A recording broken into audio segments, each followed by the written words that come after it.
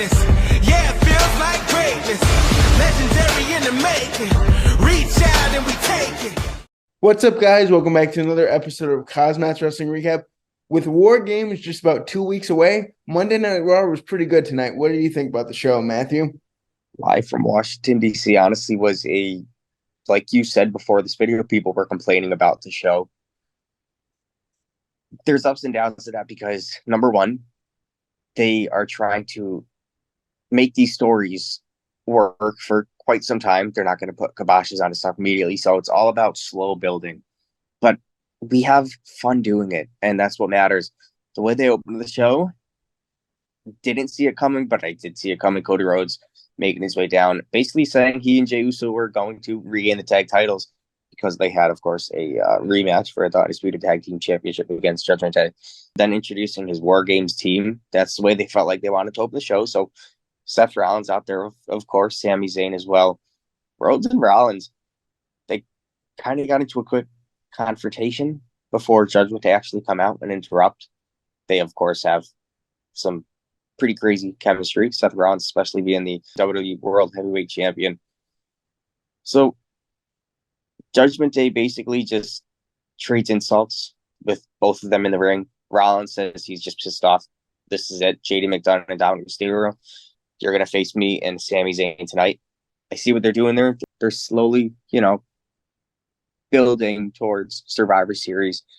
I think this was a good way to do it. So we go to a break, come back, and the match is made official. Zayn and Rollins versus JD and Dom here.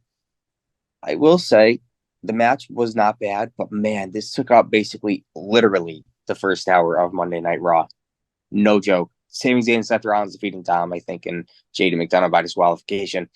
Good match, but man, this was a lot to take in and just to watch. It was literally the first hour of the show. But we did have a good match between those two. Now, speaking of match, let's talk about another one. Okay. So last week, Shinsuke Nakamura picked up a win over Akira Tozawa. So this week, he had the chance to face Alpha Academy Otis. All right. Tozawa is absolute gold. Oh, my God. But Shinsuke Nakamura, he did have this pre-match promo. It was him in the back cutting those, vicious CM Punk shots. Everybody goes crazy about that promo. I get it. I do. That would be incredible, but I just don't think it's going to happen. Otis and Shinsuke, really good matchup. It took 3 clean shots from Shinsuke Nakamura to Otis. This led a clean victory with Shinsuke. They did protect Otis for sure, but this was a good win for Shinsuke. Their women's matchup next, Piper Niven and Tegan Nox. I like Piper Niven. I'm excited for her, but Chelsea Green, she's the one that's doing it for me. But these Raw Tag Team Championships for these ladies, it's not cutting it for me just for some reason. And needs a little more umph. We did have a decent match with Piper and Tegan. Tegan actually defeats Piper. Didn't expect this, honestly.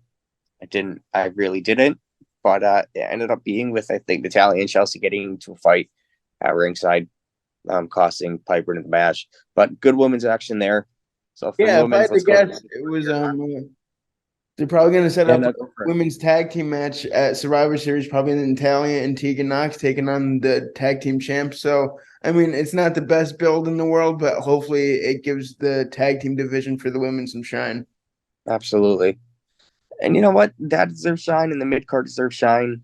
Johnny Gargano versus Ludwig Kaiser, Imperium. Just as we thought, Vinci was rejected from an earlier altercation from this match, so he was no longer on Kaiser's side. Tommaso Ciampa still had Johnny Gargano. Just before we thought that Gargano was going to win it, he shows back to hit Gargano with a running kick out of nowhere. Ref was distracted, allowed Kaiser to roll Ciampa up for the pinfall win. It was a bit contrived, but you know what? That was a pretty darn good match. And you know what? Gunther actually, I think, respects Vinci more than Kaiser at this moment from a backstage interview after this matchup. But you know what? This mid card, I think they are booking it strong. Storyline could be a bit better, but you know what? I won't complain. It's doing it all for me. It's just damn. I just was expecting a little bit more from the return of Gargano, but he's in the mid card. It's okay. He'll have his time to rise. Mid card again. We're getting into the third quarter hour of the show. Xia Li, Indy Hartwell. Xia Li, man. Don't really care to talk much about this. Xia Li defeats Candice LeRae. Becky Lynch shows up after looking for revenge. It's going to be her and Becky Lynch, I think, on Raw next week.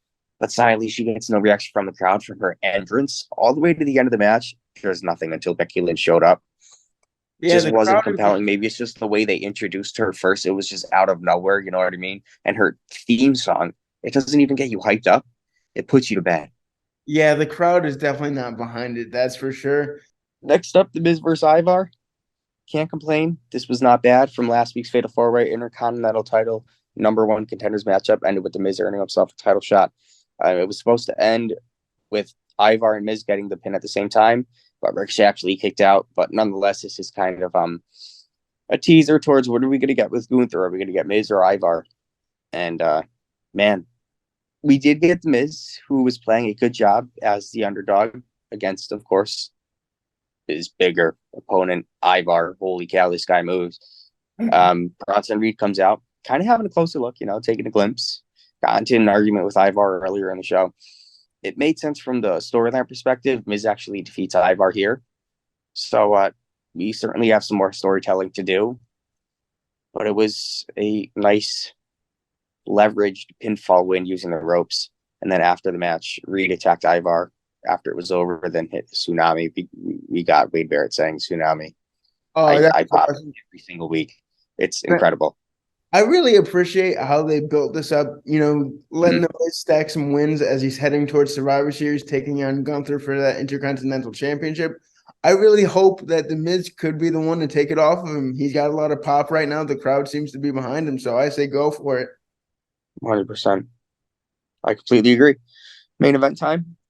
It's the end of the show already. Let's get to it.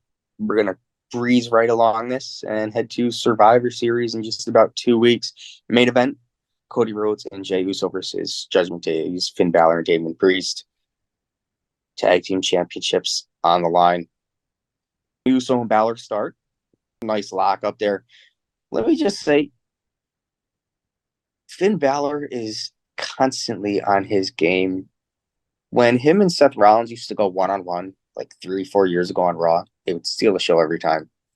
And Finn Balor, man, this guy is incredible. But so isn't Cody Rhodes. And the way Damian Priest just sells stuff is awesome. He's just the, gigantic man of the Judgment Day. He's there to control everybody. You know what I mean? We just know that's how it's working. What happens, man? Judgment Day, do they lose their tag team championships? Nope, they don't. Cody Rhodes and Jey Uso take I guess you could say, clean loss. No, not at all. Drew McIntyre out of nowhere, Claymore kick to Jey Uso. The way the production team managed to hide Drew for a second and then cut to him out of nowhere. Crowd kind of popped right when he did it, rather than just kind of seeing him. I think they were so, looked up to what was actually going on, rather Drew McIntyre appearing out of nowhere. This was incredible. I mean, I think we see what's going to happen with Survivor Series. We're going to have Randy Orton be the last member, of course. Of Cody's team, yes. Wow. Absolutely. Rhea Ripley shakes Drew McIntyre's hand after the match, and that's how we go off the air. I'm happy they pulled the trigger on this week rather next week.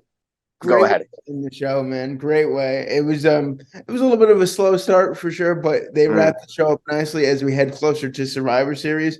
Certainly got that heel Drew McIntyre in full effect now. I think we can say that for sure. And I'm excited for the matches that we have confirmed so far for Survivor Series. Let us know what you guys thought about the show. Always like, comment, and subscribe, and we will see you guys Saturday with a SmackDown recap. Until then, peace out. This has been KozMatt. Thanks for watching.